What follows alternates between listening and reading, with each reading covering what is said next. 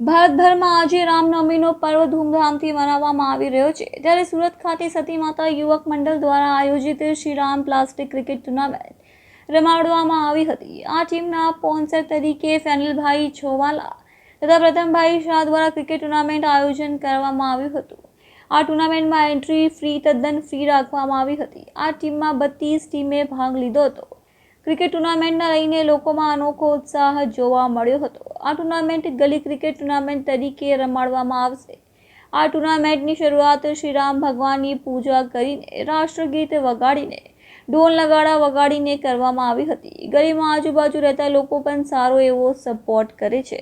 સૌથી પહેલા તો સુરતમાં ઘણા બધા આયોજન જોયા છે, પણ આટલું ભવ્ય આયોજન કોઈ દિવસ નથી જોવામાં આવ્યું, જેમાં ઓપનિંગ પણ થાય છે.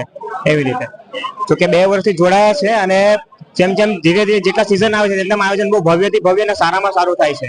તે બદલ મેં ફેનિલભાઈને આભાર માનીશ કે તમે મને બોલાવ્યા એના માટે.